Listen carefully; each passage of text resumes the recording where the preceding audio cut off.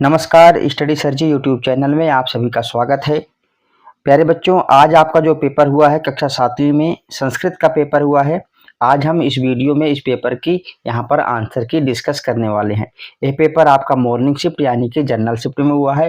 तो जिन बच्चों का पेपर कल है वो बच्चे भी इस वीडियो को जरूर देखें, क्योंकि आपका प्रश्न पत्र भी इसी तरीके से आएगा और बहुत सारे प्रश्न आपके रिपीट भी हो सकते हैं। ठीक है, और जिन बच्चों का आज पेपर है वो सारे बच्चे अपने आंसर मैच कर लेंगे, ताकि आपको पता चल सके कि आपके कितने नंबर आ सकते हैं। तो आइए इस वीडियो को शुरू करते हैं।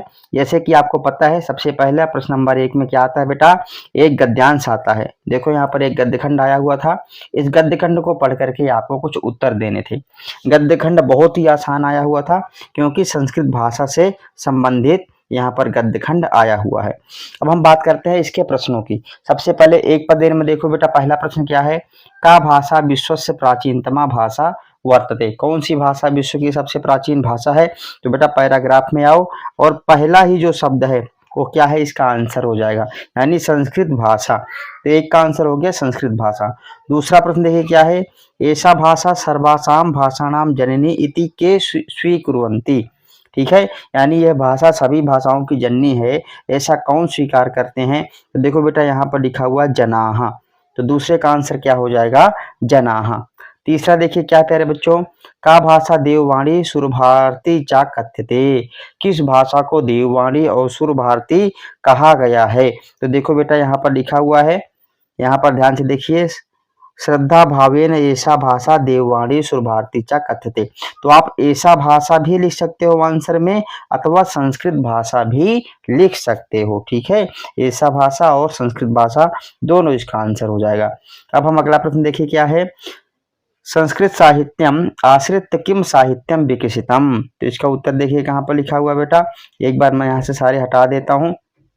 देखिए यहाँ पर लिखा हुआ है वेदाहा किम विकसितम। दूसरा प्रश्न है बेटा, तो यहाँ पर देख लीजिए, यहाँ पर दिया हुआ आखिरी वाली पंक्ति में संस्कृत साहित्यम आश्रित्यो आधुनिकम साहित्यम विकसितम। तो आपका आंसर क्या हो जाएगा बेटा, आधुनिकम साहित्यम। ठीक है, यहाँ पर देखो आधुनिकम और साहित्यम, ये आपका क्या हो जाएगा बेटा, आंसर हो जाएगा।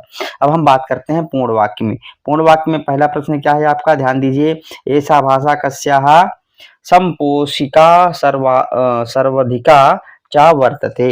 तो देखिए इसका आंसर कहाँ पर लिखा हुआ है, इसका आंसर बेटा आपकी आखिरी पंक्ति है, यानी आखिरी लाइन इसका आंसर हो जाएगा, भारतीय संस्कृते ऐसा भाषा संपोषिका सर्वाधिका चा वर्तते। ठीक है बेटा, इस प्रकार आपको लिखना है। अगला प्रश्न क्या है, अस्याम भाषायाम कानि रचितानि सन्ति। इस भाषा में क्या लिखे गए हैं? तो देखिए यहाँ से लेकर के और आपको कहाँ तक उतार देना है, यहीं तक उतारना। ठीक है, देखो यहाँ से लेकर के यहाँ तक आपका ये आंसर हो जाएगा। ठीक है, अब हम बात करते हैं बेटा यथा निर्देशम में। तो यथा निर्देशम में देखो बेटा विश्वस्य में विभक्ति पूछा गया है, तो आप बताओगे विश्वस्य में षष्ठी विभक्ति है। ठीक है, मैंने कल भी बताया था, जहां पर स्या लगा होता है वहां पर कौन सी विभक्ति होती है? तो वहां पर होती है षष्ठी विभक्ति। देखो यहाँ पर स्या जुड़ा हुआ है ना, तो कौन सी विभक्ति होगी, षष्ठी विभक्ति। अगला प्रश्न क्या है बेटा, इस वाक्य में आपको अव्यय पद बताना था, तो अव्यय पद क्या है, यहाँ पर चा हो जाएगा आपका अव्यय पद। अगले प्रश्न में बेटा आपको क्रियापद बताना है, तो क्रियापद हमेशा अंत में होता है। कहाँ होता है, अंत में। तो अंत में क्या है बेटा, कथ्यते। खा नंबर आपका आंसर हो जाएगा। अब आपको बेटा इसका क्या बताना, अनुच्छेद का शीर्षक बताना है। अनुच्छेद का शीर्षक क्या हो जाएगा बेटा, संस्कृत भाषा। क्या हो जाएगी, संस्कृत भाषा। सिर्फ संस्कृत लिखने से भी काम हो जाएगा, अथवा संस्कृत भाषा, जो मर्जी लिख दीजिए, आपका आंसर करेक्ट होगा।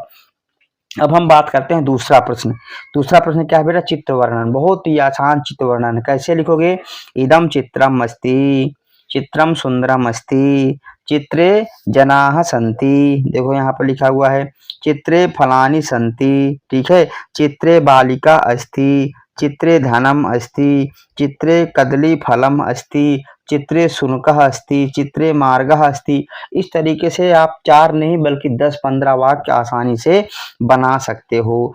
आगे देखिए, अथवा मम पुस्तक अस्माकम पुस्तकालयः, अपने पुस्तकालय के बारे में 4 लाइन भी आप लिख सकते थे। अब हम बात करते हैं प्रश्न नंबर 3। प्रश्न नंबर 3 में देखो बेटा, कल मैंने आपको बताया था, ठीक है, क्या बताया था कि त्वम के साथ क्या आता है प्यारे बच्चों, त्वम के साथ आता है सी। सी कहाँ पर दिया हुआ है, तो आप देखिए सी यहाँ पर दिया हुआ है।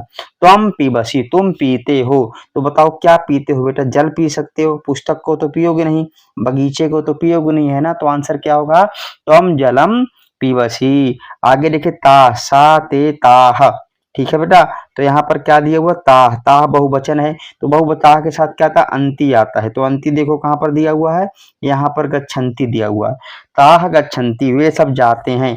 अब बताओ वे सब कहाँ जा सकते हैं बेटा, तो वे सब उद्यान जा सकते हैं, कहाँ, उद्यान माने बगीचे में, वे सब बगीचे में जाते हैं। अब बताओ अहम के साथ क्या आता है, तो आप बोलोगे अहम के साथ आता है आमी, क्या आता है, आमी, तो कहाँ पर है, यहाँ पर है, अहम पश्यामी, मैं देखता हूँ, क्या देखता हूँ, तो दूरदर्शनम पश्यामी, अहम दूरदर्शनम पश्यामी। और एक बच्चा बेटा बालकः पुस्तकम पठति, इस प्रकार बेटा आपको इसका आंसर लिखना था। अब हम बात करते हैं प्रश्न नंबर 4। तो प्रश्न नंबर 4 में देखो यहाँ पर पठंती है, तो बहुवचन का आएगा, बहुवचन में क्या है बेटा, बालिकाः, आंसर होगा बालिकाः पठंती। आगे देखो बेटा लिखती, तो लिखती एक वचन है, तो आंसर क्या होगा, सा लिखती। रेलयानम चालयतः, तो चालयतः द्विवचन का है, तो द्विवचन में क्या है यहाँ पर, तौ, क्या आंसर आएगा, तौ, ठीक है। आगे देखिए चित्रम पश्यामः, तो क्या आएगा, वयम, वयम चित्रम पश्यामः, इस प्रकार इसका आंसर हो जाएगा। अब हम बात करते हैं उपसर्ग। देखो उपसर्ग प्यारे बच्चे कितना आसान आया हुआ था, मैंने कल बताया था, जो प्लस वाला है बस उसका प्लस हटा देना है और उसको सीधा लिख देना, आपका आंसर हो जाएगा। क्या हो जाएगा आंसर, देखो वी लिखा, वी के बाद प्लस हटा करके जयते इसमें क्या कर दिया, जोड़ दिया, वी जयते आपका आंसर होगा। इसमें क्या लिखोगे बेटा, आकार में, तो आकार का बनाओगे बेटा, आ को अलग लिखोगे प्लस में कारह, ठीक है बेटा, इस प्रकार आपका आंसर होगा।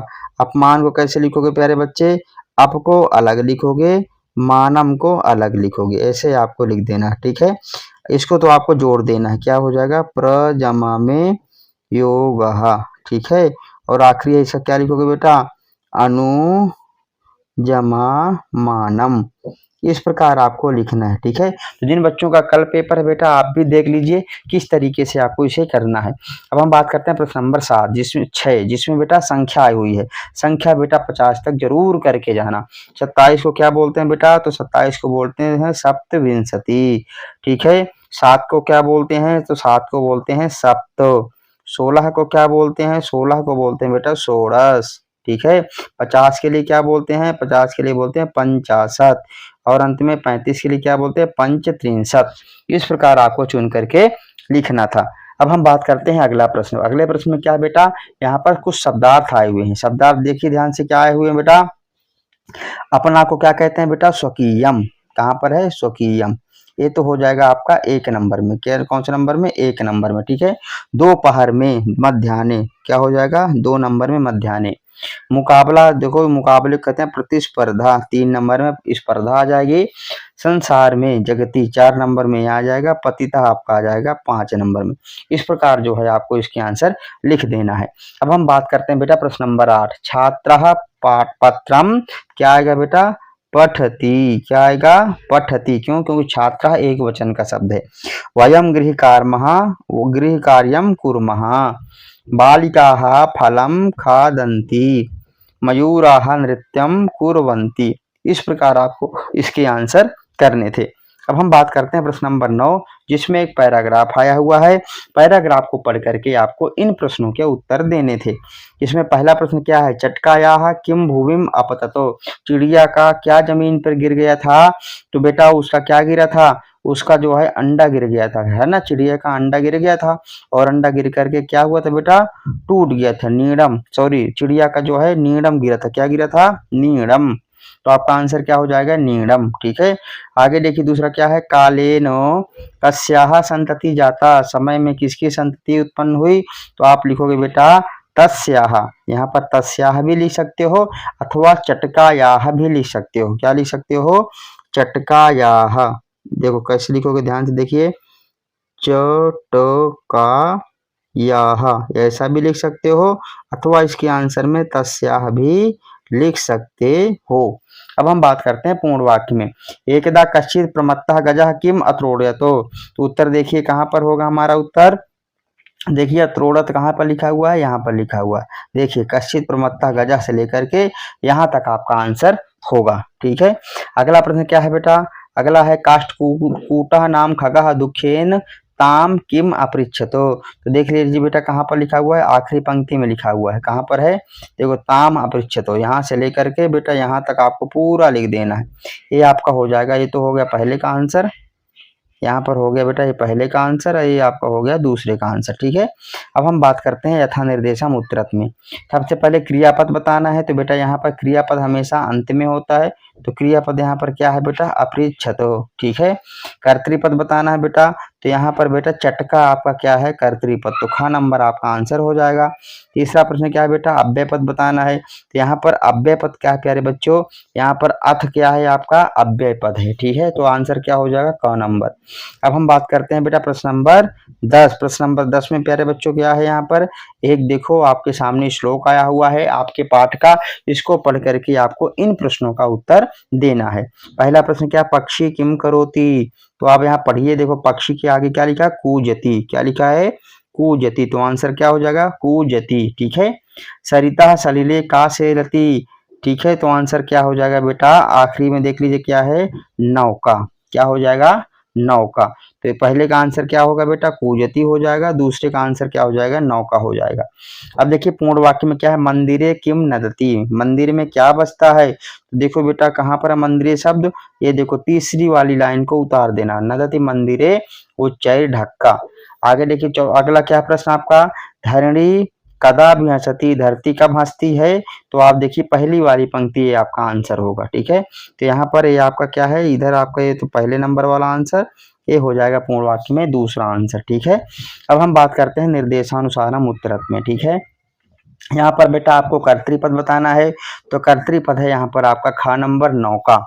ठीक है, फिर आपको क्रियापद बताना है, क्रियापद भी अंत में होता है, तो आंसर क्या होगा, क नंबर में बिहसति। और बेटा तीसरा बताना है अव्ययपद, यहाँ पर अव्ययपद क्या है, उच्चई, घ नंबर आपका आंसर हो जाएगा। प्रश्न नंबर 11 की चर्चा करते हैं। यहाँ पर नाट्यांश आया हुआ है, इस नाट्यांश को पढ़ना है और आपको क्या करना है, उत्तर देना है। तो एक पदे में देखिए, अद्य कः दिवसः, तो देखो नाट्यांश में क्या लिखा हुआ बेटा, अद्य स्वतंत्रता दिवसः, तो आंसर क्या हो जाएगा आपका, स्वतंत्रता दिवसः, तो का नंबर का आंसर हो गया स्वतंत्रता दिवसः। फिर देखिए अस्माकं देशस्य ध्वजः कीदृशः, हमारे देश का ध्वज कैसा है, तो देखो बेटा यहाँ पर लिखा त्रिवर्णः, क्या लिखा हुआ है, त्रिवर्ण, हमारे देश का जो ध्वज है वो त्रिवर्ण है, यानी 3 रंगों वाला है। अब हम पूर्ण वाक्य की चर्चा करते हैं। ध्वजारोहणम कः करिष्यति, ध्वजारोहण कौन करेगा, तो देखो बेटा प्राचार्य करिष्यति, कहाँ पर लिखा हुआ है, पहली ही पंक्ति में, देखो यहाँ से लेकर यहाँ तक और यहाँ से लेकर यहाँ तक आपका आंसर होगा। अगला देखो क्या बेटा, छात्राः कान प्रस्तोष्यन्ति, तो देखो छात्र क्या प्रस्तुत करेंगे बेटा, तो बस जस्ट इसके आंसर, इसके बाद जो है इसका आंसर है, देखो यहाँ से लेकर के यहाँ तक इसका आंसर हो जाएगा। ठीक है, तो बिल्कुल साथ साथ पहला और दूसरा दोनों आंसर थे। अब हम बात करते हैं निर्देशानुसारम उत्तरत में। करिष्यति में आपको लकार बताना है, तो बेटा करिष्यति कौन सा लकार है, तो आप बताओगे गुरुजी ये तो भविष्य काल है, तो भविष्य काल में कौन सा लकार होता है, लृट लकार होता है। ठीक है, मोदकानी में कौन सी विभक्ति है, तो आप बताओगे प्रथमा विभक्ति है, कौन सी विभक्ति, जैसे फलम फले फलानी, ऐसे मोदकम मोदके मोदकानी आपका रूप चलता है। ठीक है, आगे देखो आपको अव्ययपद बताना है, तो यहाँ पर अद्य क्या है आपका, अव्ययपद हो जाएगा। ठीक है, अब हम बात करते हैं बेटा प्रश्न निर्माण में। प्रश्न निर्माण बेटा ज्यादातर स्त्रीलिंगवाची शब्दों का आया हुआ है यहाँ पर। ठीक है, मालिनी वाले पाठ का देखिए ध्यान से, का मालिनी के लिए क्या बनाओगे, क, क्या बनाओगे, क। ठीक है, ताह के लिए क्या बनाओगे बेटा, काह, क्या लिखोगे, का, और आगे दोनों विसर्ग। ठीक है बेटा, का आपका आंसर हो गया। ठीक है, पितरम के लिए क्या बनाओगे बेटा, कम, क्या लिखोगे, का के आगे ऊपर बिंदी। ठीक है, पितरम। स्त्रेह के लिए क्या लिखोगे, इसके लिए भी बेटा आपको लिखना है काह। तो देखो कितना आसान था, आसानी से हो गया। अब हम बात करते हैं प्रश्न नंबर 13, जिसमें बेटा आपको याद करके 2 श्लोक जाना था और 2 श्लोक आपको अपने पेपर में लिखने थे। यदि आपने 2 श्लोक लिखे होंगे तो आपको पूरे 4 नंबर मिलने वाले हैं। इस तरीके से यहाँ पर मैंने आपके पेपर की आंसर की डिस्कस किया। आशा करता हूँ ये वीडियो आप सबको अच्छी लगेगी। यदि आपको वीडियो अच्छी लगे तो हमारे चैनल को सब्सक्राइब करिए, वीडियो को अधिक से अधिक शेयर करिए। वीडियो देखने के लिए आप सबका बहुत बहुत धन्यवाद।